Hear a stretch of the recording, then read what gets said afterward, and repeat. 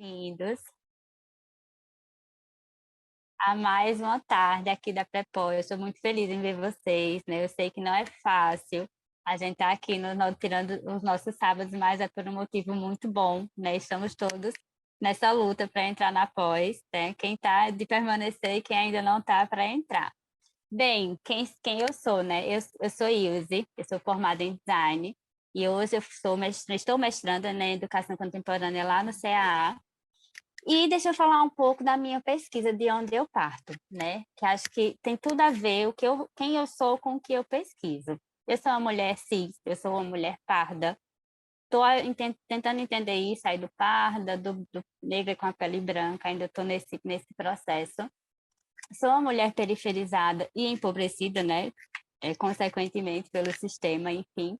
E durante minha infância, eu tive contato com louças das mestras artesãs do Alto do Moura, aquelas loucinhas que eu brincava, né? Acho que muita gente brincou aqui também, com as loucinhas em barro, e para mim essas panelinhas eram assim, a mágica da minha vida. Depois que eu me divorciei, né, eu entrei na universidade para finalmente terminar o meu curso de design, e lá eu entrei na iniciação científica. E na iniciação científica comecei um processo de pesquisa estudando os aspectos simbólicos e sensíveis dessas mulheres. E a partir daí, né, eu fui vendo tudo isso numa perspectiva feminista. Então, essa pesquisa que eu inicio, né, que eu tenho um contato lá na minha infância, que eu inicio agora na graduação e levo para o mestrado, ela demarca assim, né, minha existência todinha. E é muito importante que, quando a gente estiver elaborando um projeto, a gente sempre se pergunte se isso faz sentido para a minha vida, sabe? É muito, muito nesse sentido, né? De quando a gente está iniciando uma pesquisa, pensando numa pesquisa, é perguntar assim, o que é que essa pesquisa diz de mim? Porque se a gente não tiver com essa, né, entrelaçado com a nossa pesquisa, pode ser que no mestrado, por exemplo, que é o que vocês estão pretendendo agora, a gente se sinta assim sem sentido. A pesquisa passa a não ter muito sentido porque ela não dialoga com a gente, né? O processo de mestrado ele é bem difícil, não vou mentir.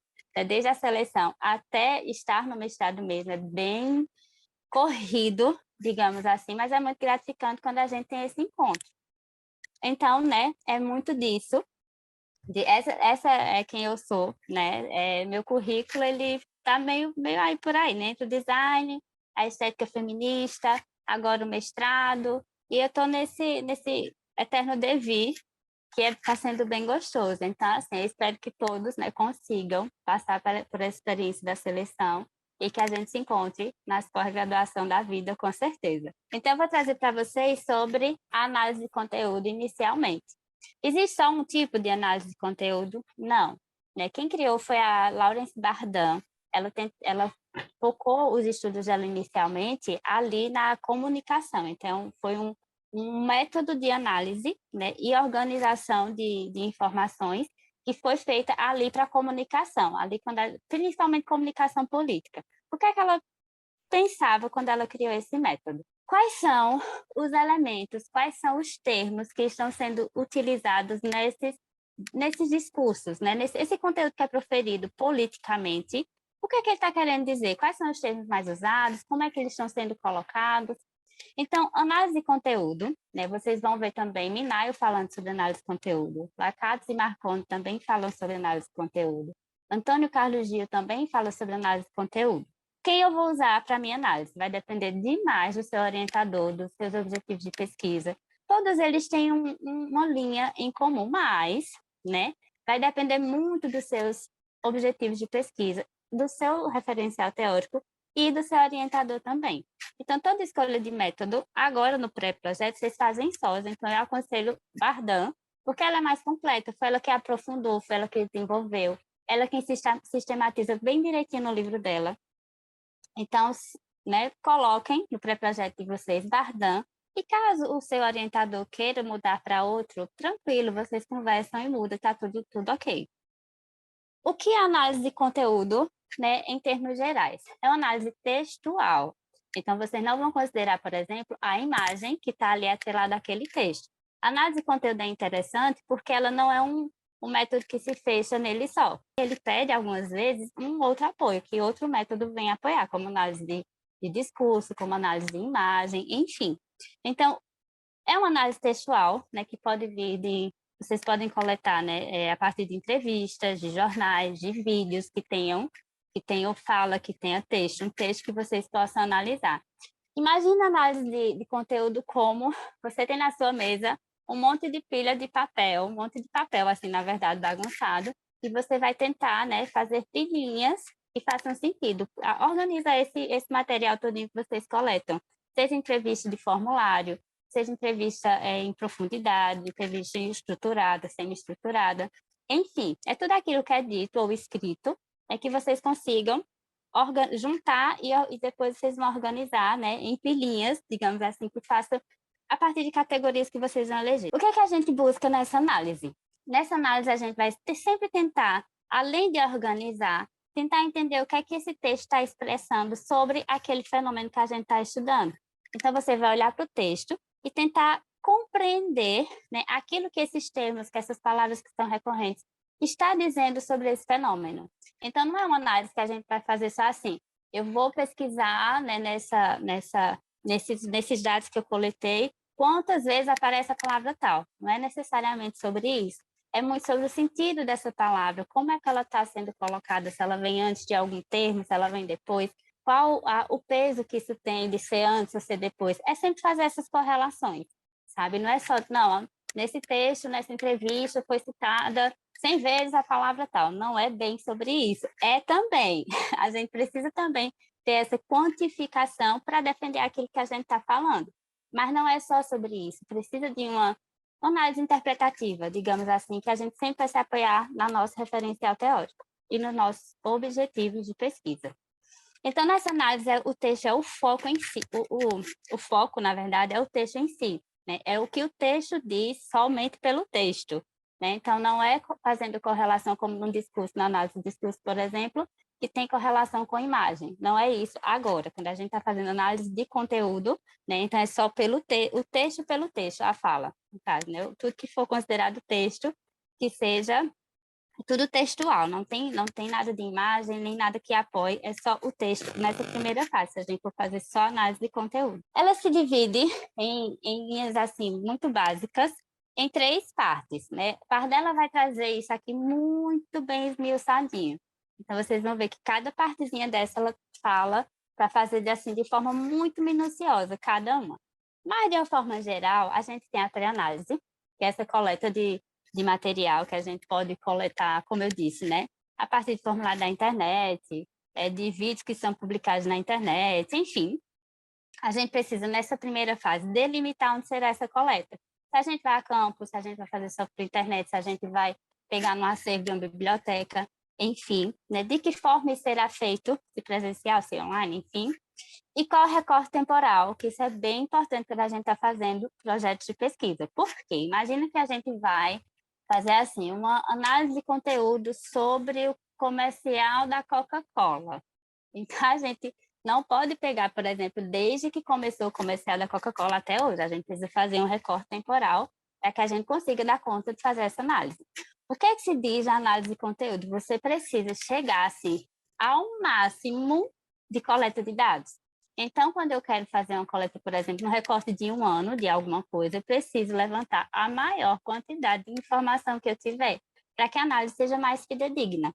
Né? Eu não posso querer, por exemplo, um comercial da Coca-Cola, como eu falei, e só pegar 2 comerciais ou 3 comerciais e querer defender alguma coisa em relação a isso. Eu preciso pegar, se eu delimito de 1 mês ou de 6 meses, eu preciso pegar, não vou dizer todos, porque às vezes não é possível, mas a maior quantidade de dados dentro desse recorte temporal que a gente fez, para que a gente consiga fazer uma análise muito bem feita e que ela tenha estrutura, né, que não fique em brechas. Uma segunda parte, né, fazer a exploração desse material. A gente vai primeiro, né, eu coletei tudo, então fazer uma leitura, que se chama leitura flutuante, que a gente vai, a partir disso, dizer assim, ó, disso que eu coletei, o que eu realmente consigo analisar está aqui. Então, a gente vai nessa fase dar uma descartada em tudo que a gente coletou que não entra. Por exemplo, vai que numa entrevista o áudio seja cortado, a gente perca o arquivo, fique faltando coisa, então isso já é descartado. E nessa fase, a gente vai deixar assim, só o que a gente realmente vai precisar. Então, a gente precisa, nessa fase também, nomear as categorias de análise. Normalmente, né, você pode já vir com essas categorias de análise pré-estabelecidas, mas, às vezes, é mais seguro a gente primeiro ler o texto, ver, né, o que está, vai marcando, assim, se for físico, marca texto, se for no Drive, no Google Drive, vai ali marcando e deixando no comentário. Tem também um programa que eu já vi, parece que é Inove, uma coisa assim, que você pode ir marcando e ele vai quantificando quantas vezes os termos vai aparecendo também. Mas eu não sei se eu sei que ele é pago, mas parece que tem um jeito aí de conseguir ele grátis. Enfim, né, para análise de conteúdo já temos alguns aparelhos que ajudam a gente. Então, é interessante que essas categorias sejam criadas levando em consideração o nosso referencial teórico, principalmente, nossos objetos de pesquisa, os objetos objetivos, na verdade, geral e específico, porque a gente precisa estar sempre nessas categorias tentando responder aquilo que a gente se propôs lá nos nossos objetivos específicos. Então, vai que, quando a gente está lendo o texto, a gente consiga, eita, peraí, talvez a gente consiga colocar tudo nessa categoriazinha, por exemplo. Vai que vocês geram uma oficina e vocês estão querendo saber qual é a recepção das pessoas sobre essa oficina que vocês ministraram. Então, vocês passam um formulário eletrônico e fazem entrevista também com essas pessoas. Então, né, vocês vão perguntar se as pessoas gostaram, se as pessoas não gostaram, o que é que precisa melhorar. E a partir dessas respostas, vocês lendo essas respostas, é que vocês conseguem criar a categoria, né? Sei lá, menção positiva, menção negativa, pontos sugeridos, sabe? É como se, assim, vocês podem sim criar essas categorias previamente, mas talvez seja mais interessante essas categorias serem criadas depois que vocês analisam o material, vocês conseguiram organizar o material, vocês têm uma noção, assim, bem panorâmica de tudo que está ali, tudo que foi coletado direitinho, para só, assim, né, criar a categoria com um pouco mais de segurança. E o importante também é para quem está lendo seu texto, vocês explicarem por que essas categorias são interessantes e por que vocês criaram essas categorias. É tipo, olha, eu criei essa categoria porque eu queria analisar esse aspecto, sabe? Para quem está lendo, é importante. A análise de conteúdo é uma coisa também muito falada. Você precisa explicar aquilo que você propôs, porque a questão do método científico é que ele possa ser replicado por outras pessoas. Não quer dizer que aplicando seu método as pessoas vão achar exatamente aquilo que você achou, mas ele precisa ser replicado, né? É o básico de um método científico, é poder ser aplicado por outras pessoas.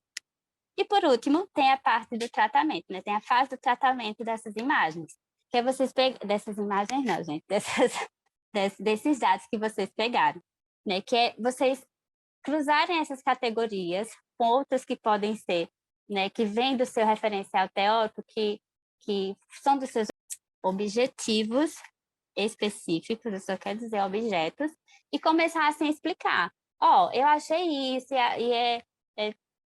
toca com isso, ou corrobora com isso, ou nega isso que foi do referencial teórico. Então, essa é a parte que você vai, aquela parte, né? Resultados e discussões. É você conseguir conversar sobre aquilo que você coletou, aquilo que você catalogou, categorizou, e agora dizer, ó, como isso aqui conversa com o meu referencial teórico, sabe? A análise de conteúdo é basicamente isso, não é um bicho de sete cabeças. Ela é muito de organizar aquilo que você coleta. Há quem adore, há quem não goste muito, porque ela é um pouco sistemática, ela precisa dessa coisa bem fechadinha, né, de quantificar de fato, ela precisa dessa parte da quantificação, mas não só isso, ela é muito interpretativa também.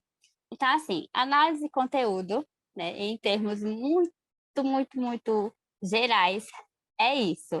Vocês têm alguma dúvida em relação à análise de conteúdo? Eu não estou ouvindo. Então, vocês podem sinalizar, por favor? Não, obrigada. Nenhum? Certo. Não, agora não. Até agora não. Outra forma de análise, que aqui é onde eu me sinto muito mais à vontade, é a que eu realmente uso. Eu trabalho com análise de obras, não só, mas basicamente análise de obras, da obra das artesãs com qual eu trabalho. E aqui eu fico assim, eu amo, né? Análise de conteúdo eu estou usando agora numa pesquisa com o Fernando, né? Que a gente está analisando editais de pós-graduação, enfim, tá? A gente está fazendo essa análise de conteúdo agora. Análise de imagem é uma coisa que eu me sinto muito mais à vontade de falar sobre também. O que é análise de imagem? Né? A gente vai analisar tudo aquilo que não é verbal, todo texto que não é verbal. Então, a gente pode analisar fotografias, vídeos, charge, obras de arte, stories, figurinos podem também ser analisados, xilogravuras, enfim, né? Tudo aquilo que for uma imagem em movimento ou parada, a gente pode analisar. E vão ter autores que são específicos para isso, para imagem parada, para imagem em movimento.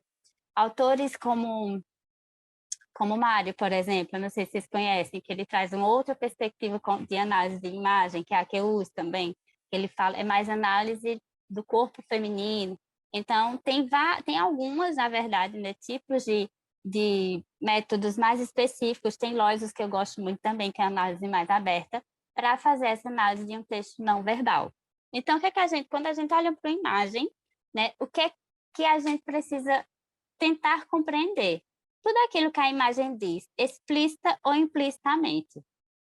O que eu gosto muito na análise de imagem é que é interessante que você faça uma pesquisa sobre o contexto histórico, sabe, dessa imagem. O contexto histórico de quem fez a imagem, às vezes é interessante, se for uma fotografia de um artista, né, mais proeminente, se for um figurino de uma pessoa também. Então, vamos tentar entender quem fez essa obra. Se não uma imagem amadora, a gente meio que faz a imagem por si só. Mas se der para você entender o contexto dessa imagem foi produzida, enfim, é mais interessante, deixa sua análise, sabe, com mais consistência. Quando a gente olha para uma imagem, né, a gente tem os primeiros, que é tipo assim, nossa primeira impressão é aquilo que a gente está vendo, o que é que salta aos nossos olhos. Então, o que é que a gente precisa começar a tentar ver quando a gente olha para uma imagem? Como esses elementos estão sendo representados nessa imagem? Vamos tentar, assim, a imagem no seco, né, sem a gente ir atrás de contexto histórico e tudo mais. Então, vamos ver que cores, né, qual a cartela cromática que essa imagem apresenta. Ela tem tons mais frios, ela tem tons mais quentes, ela tem contrastes, né? Ela tem cores que predominam e outras que ficam em segundo plano, né? Você pode fazer essa análise aí também pela cor, né? Começar por essa questão da cor, né? De ser uma imagem muito chamativa, de ser uma imagem que seja mais melancólica, pode ser isso também. Essa relação entre as formas, se for uma imagem que tem uma figura em primeiro plano e outras menores, se tem uma forma que está muito grande, outra que está menor, e o que isso quer dizer, a relação dessas formas, o que pode, né, ser entendido, também é interessante quando a gente está analisando a imagem. As texturas que são usadas, né, se é uma textura granulada, se ela tem texturas pontiagudas, se ela tem textura lisa, né? A proporção esses elementos também, como eu já falei, a questão de um ser maior do que o outro, todos estarem, né, na mesma proporção. Às vezes você vai ver uma representação de, sei lá, talvez um homem muito grande e mulheres menores, ou uma inversão disso. O que é que isso quer dizer quando a gente olha para uma imagem? E também essa questão do contexto histórico, né? Ana May Barbosa, ela faz um pouquinho sobre essa análise de imagem, mas muito voltado para a educação. É uma autora que eu gosto muito. Então, ela fala como o contexto histórico nos dá subsídios para entender melhor onde essa imagem foi criada. Aqui eu trouxe um exemplo para vocês de uma obra que eu analisei na minha graduação, né, que é uma obra da mestra Marliete Rodrigues, no Alto do Moura. Eu não sei se vocês conhecem. Aí eu queria fazer um exercício com vocês. Eu já analisei essa imagem, eu já tenho aqui minhas impressões sobre essa imagem.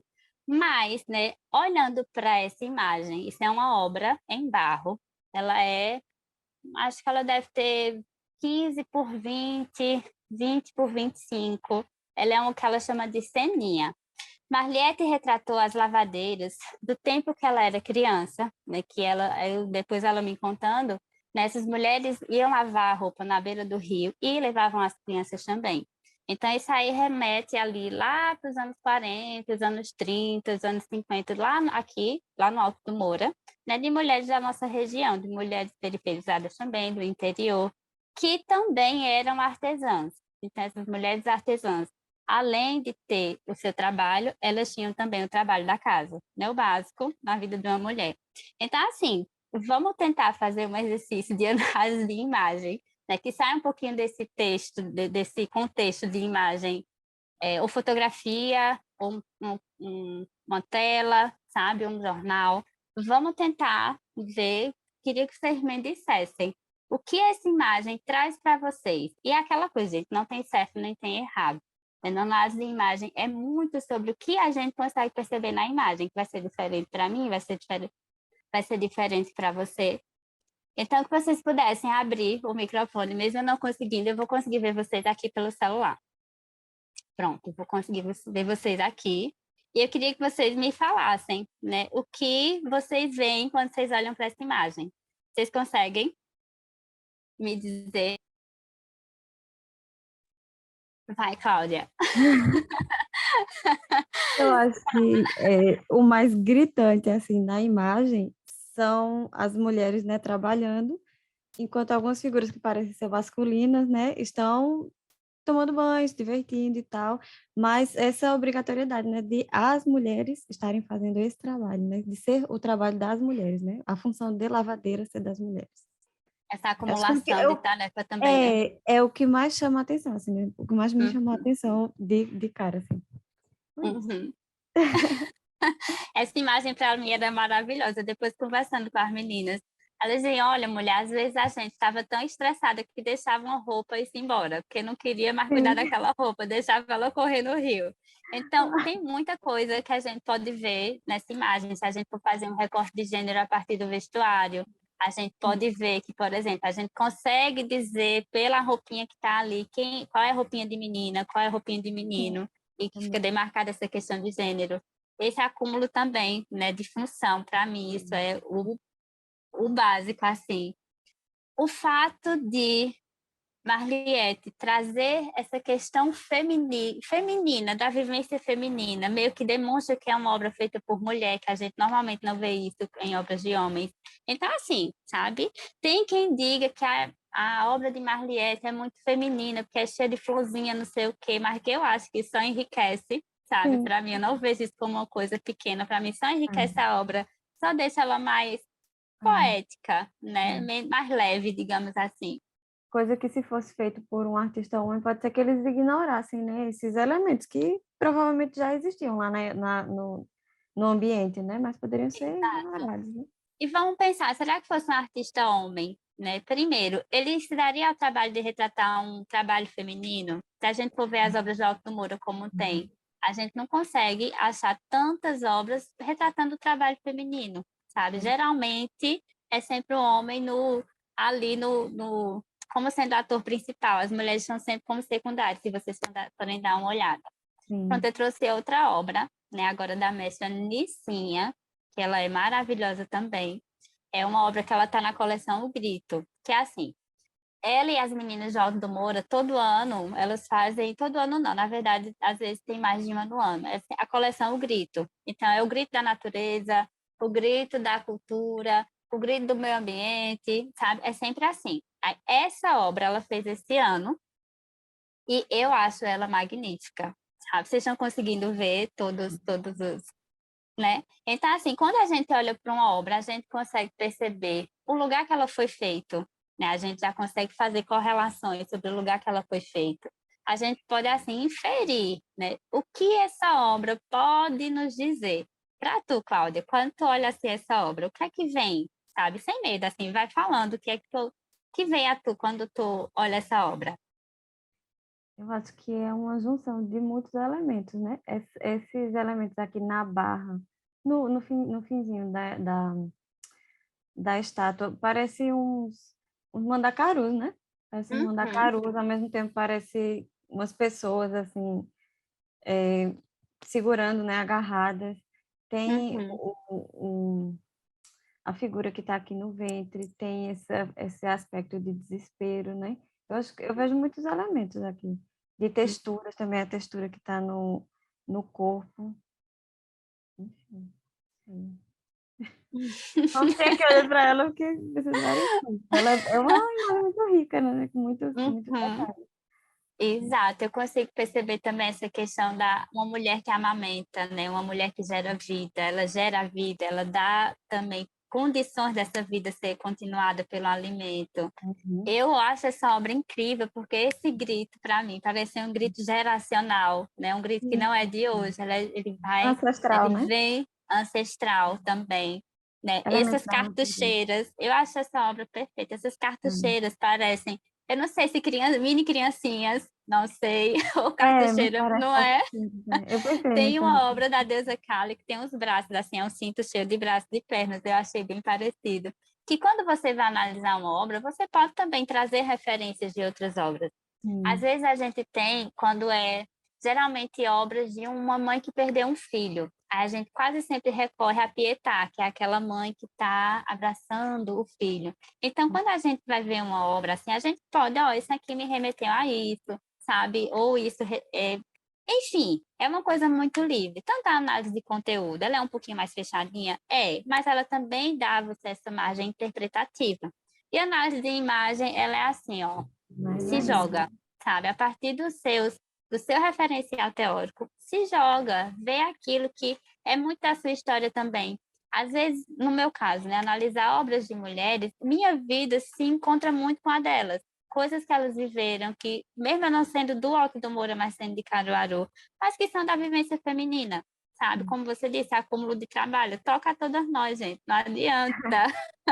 Mesmo que a gente esteja em 2022, o acúmulo de trabalho ele ainda é uma coisa real na nossa vida, não tem para onde fugir. Então, quando vocês estiverem analisando, seja um vídeo como eu passei de Edgar, que ele é extremamente político, é muito sobre a minha percepção. É uma coisa que a Ana Mai Barbosa fala também, né, dos seus estudos, que ela pega muito de uma teoria que é a teoria da recepção, que aí são coisas que quem for se aprofundar em análise de imagem, é bom estar sempre entendendo quais são essas teorias que falam sobre imagem. A teoria da recepção é uma delas.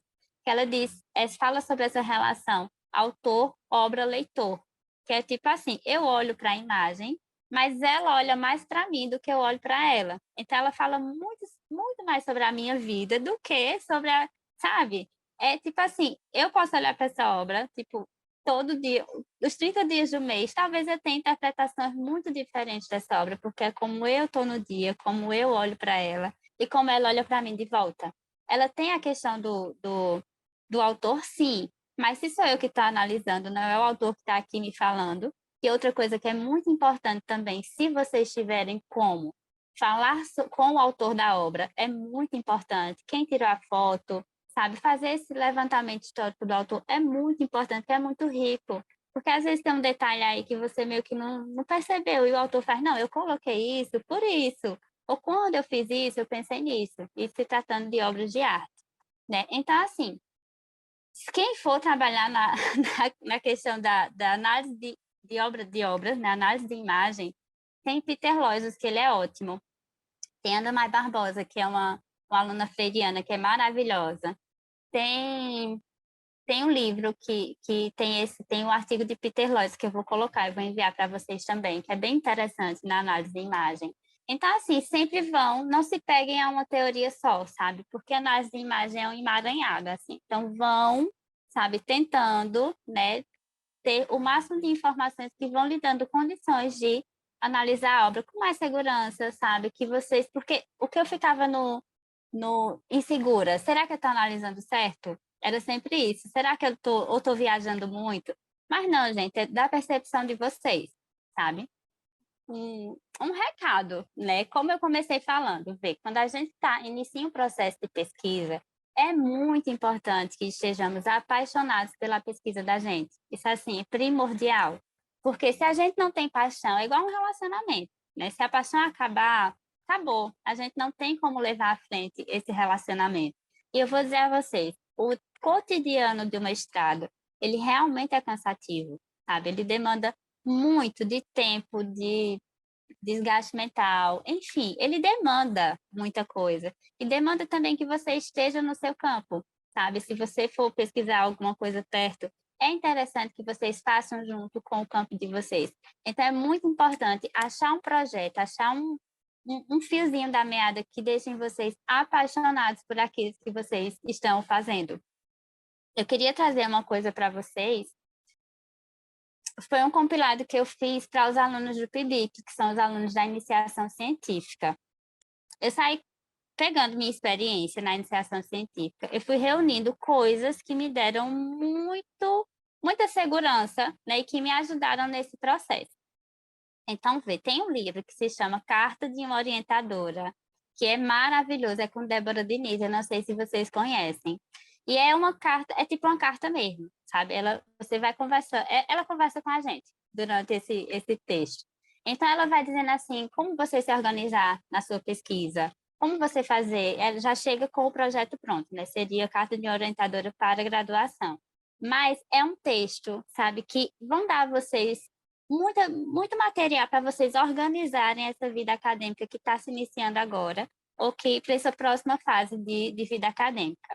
Outro também que me ajudou para me entender assim, o que danado são todos esses métodos que tem, que a gente utiliza cientificamente, é o livro de Gil, que é da Métodos e Técnicas da Pesquisa Social. É bem interessante, ele situa a gente como essa pessoa de dentro do processo, como é que a gente vai analisar esse processo. É mais interessante que sejamos, né, daquele lugar para a gente conseguir analisar o lugar, para que a gente não seja esse estrangeiro com um olhar assim que não tem nada a ver com aquilo que a gente está pesquisando.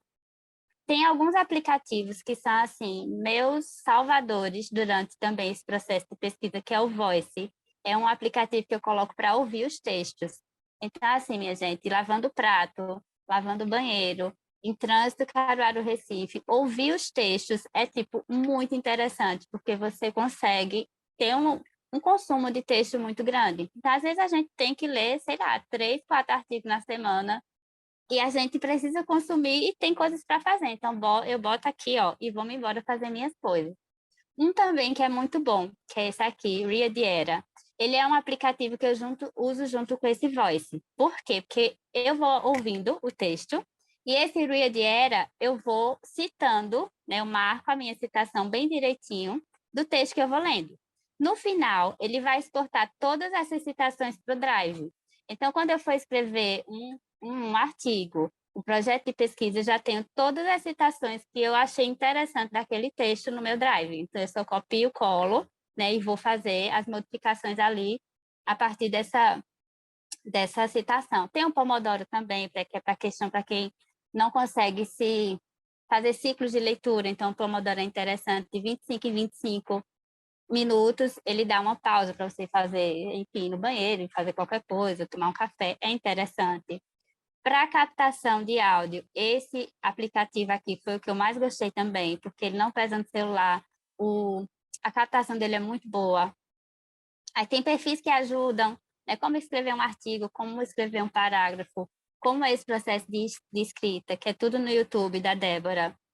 Tem esse que é Além do Lattes, que foi como eu me preparei para a minha apresentação de mestrado. Então, ela é bem prática, assim, ó, uma apresentação é interessante que tenha isso. Como é que você se prepara para essa apresentação? Eu acho isso ótimo. Esse perfil que tem no Instagram é um perfil criado por duas professoras de nutrição da UFPE, que ele traz muita coisa interessante sobre metodologia de pesquisa. Então, é um perfil que vale a pena procurar. Tem as mentorias também, que acho que vocês já conheceram as meninas aqui, a professora Natália, a professora Maria Rita e a Luísa. Essas mentorias são muito interessantes para você que está inseguro fazer um projeto.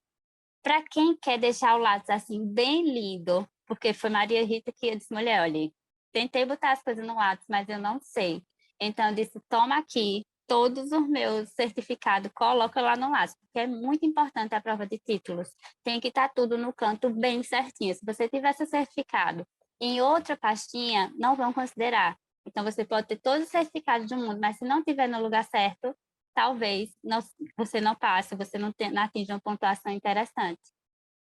Aqui foram os modelos, né, que cita no livro de Débora Diniz, que eu já coloquei aqui exercício de título, exercício de citação também. Quem não gosta de fazer as referências manualmente, tem esses dois aplicativos aqui. Eu gosto muito de usar o Mentor e pronto, sabe? Isso foi o que eu fui compilando, né, no meu processo de pesquisa e que achei interessante, que eu passo para todo mundo quando chega, porque é uma mão na roda. Se vocês forem começar a usar esses aplicativos de ler livro, vocês vão ver o quanto vocês vão conseguir consumir mais textos no menor espaço de tempo, porque você pode deixar mais rápido. Eu estudei para a prova de idiomas em espanhol a partir desse texto, desse aplicativo também, porque eu botava os textos em espanhol para ouvir e consegui tirar uma nota muito boa na prova de espanhol. Eu nunca fiz curso, nunca fiz nada. E aqui está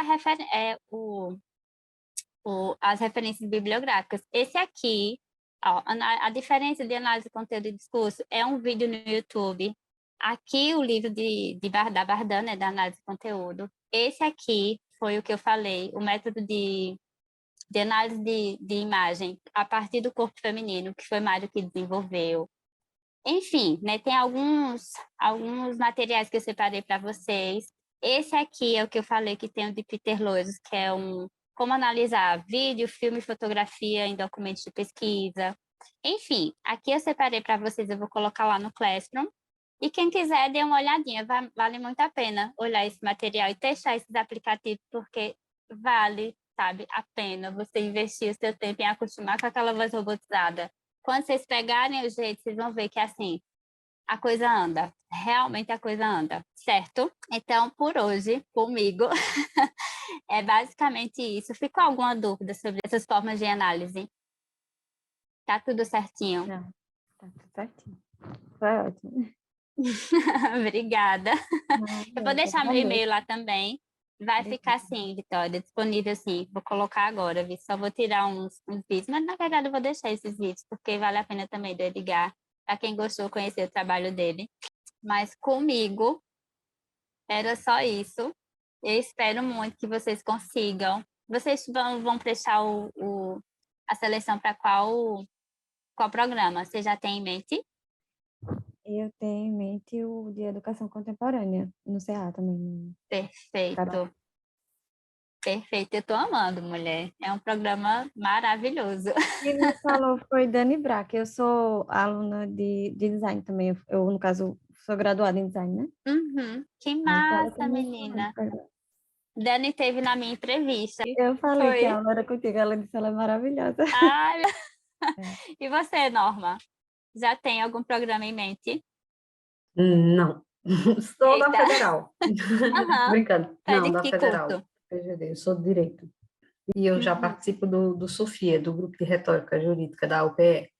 uhum. Aí, como com o professor Pablo no SOFIA, a gente trabalha muito linguagem, né? Metalinguagem, na verdade, e tudo. Uhum. E discurso, essas coisas. Então, eu queria aliar, porque, na verdade, eu sou formada em letras também. E sou Ótimo. advogada. Aí eu estou querendo puxar porque essa área não é muito explorada, Uhum. digamos E já assim. se identifica, né? É, Ótimo. já é uma Que coisa que eu bom. me identifico, porque eu queria, na verdade, agregar as duas Uhum. formações, né, no Isso, mestrado. mulher. Isso. Quando a gente vai fazer um projeto, acho que é muito importante você ter em mente, assim, qual a sua trajetória, sabe? Para a gente não... Porque imagina, um mestrado, ele não é fácil. Vocês vão ver que o volume de leitura, ele é louco. É Assim, você imenso. fica, minha gente, eu vou endoidar. Aí imagina se deparar com um assunto totalmente diferente do que você já viu até hoje. É muito complicado. Então, vão sempre assim, aquilo que o coração de vocês bate mais forte mesmo, não tem outra. Se Pois você é, já gosta de letras e do direito, junta os dois e vai-se embora. porque o professor Pablo disse que eu sou frouxa, eu sou medrosa, eu sou mesmo medrosa, assim, diz ela é medrosa para escrever tudo, e eu sou mesmo. Aham. Aí, vamos ver. O que é Mulher, que ó, dá? Eu escrever é difícil, eu não vou mentir a tu, não, viu? Se escrever, você treme na base, porque quando você tem noção da responsabilidade do que é uma escrita, você está ali jogando no mundo um monte de ideia, Exatamente. né? Exatamente. Mas é assim, vai com medo mesmo. Vai com medo mesmo. Vai com medo mesmo. Meu processo de escrita, ele tem muito choro. Porque tem hora que eu volto para chorar, assim. Porque, como eu disse, né? Como eu pesquiso sobre mulheres, então, às vezes é assim, você entra na sua vida também. Você lembra de coisas que você viveu e você vai entendendo como é a gente nesse mundo todo. É bem assim, pessoal. A escrita é muito pessoal. Eu digo que é parir um filho, não adianta. Sempre que eu jogo um texto no mundo, é parir um filho. Mas, ó, se você tem um grupo de pesquisa, pegue na mão desse orientador e vá-se embora, sabe? Não tenha medo, não. Vai com medo mesmo, vai dar tudo certo. Eu espero muito, mulher, te ver no de Educação Contemporânea ano que vem e você no de Direito. Quero essas Ah, Mari, aprovações. os Dê antigamente, pois certo. é. É. Vai Vamos dar sim, trabalhar para isso, com medo e tudo. não é?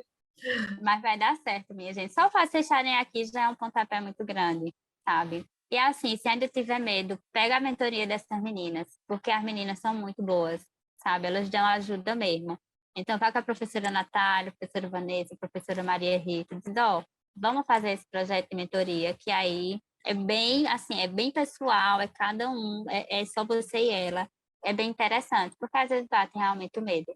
Mas não vamos deixar isso abalar a gente e não deixar a gente conseguir nossos objetivos, não. Viu?